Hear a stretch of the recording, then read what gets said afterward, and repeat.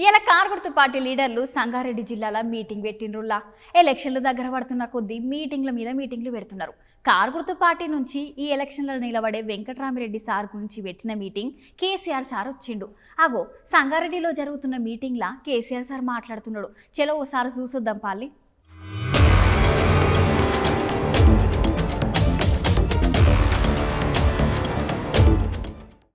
ఆ మహనీయునంత హిమాలయ పర్వతమంత ఎత్తున్న విగ్రహానికి ఒక పువ్వు పెట్టలే, ఒక పూలమాల పెట్టలే, అంజలి ఘటించలే. అనేక రాష్ట్రాల నుంచి ప్రజలు వచ్చినారు చూడడానికి.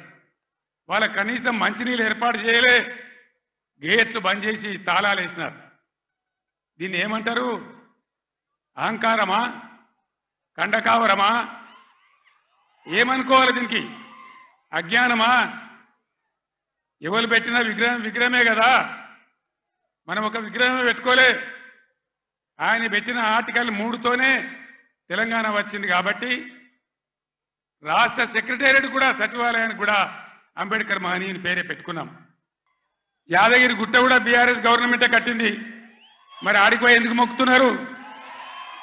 ఎమ్మెల్యేలు ఉండే క్వార్టర్లు కూడా బీఆర్ఎస్ గవర్నమెంటే కట్టింది. గెలిచిన కాంగ్రెస్ ఎమ్మెల్యేలు దానిలో ఎందుకుంటున్నారు? అంటే అన్ని తీసేస్తారా? మిషన్ కాకతీయ చెరువులు బంద్ చేస్తారా? ఏమేం బంద్ చేస్తారు? ఈ లిల్లీ పుట్టుగాళ్ళ నేను ఎందుకన్నా అంటే దీనికే అన్నా. ఇదే లిల్లీ పుట్టుగాళ్ళ పార్టీ సింగూరు ప్రాజెక్టు మన నోరు కొట్టి, మన ఎండబెట్టి ఒక డ్రాప్, ఒక చుక్క నీళ్లు కూడా మనకి ఇయ్యలే. హైదరాబాద్కి ఇచ్చినారు. బాధపడ్డాం, ఏడ్చినాం, పొలాలు ఎండిపోయినాయి. ఇవాళ వాళ్ళకి చురుకు పెట్టాలి. ఇదే పార్లమెంట్ ఎన్నికల్లో బిడ్డ మీరు మోసం చేస్తే గుద్దిత కింద పడకూడదామనే జవాబు మీరు చెప్పాలని చెప్పి నేను మిమ్మల్ని కోరుతా ఉన్నా. నిలకడగా ఆలోచన చేయాలి, నిజానిజాలేందో తెలుసుకోవాలి. అప్పుడే మనకు సరి అయిన న్యాయం జరుగుతుంది.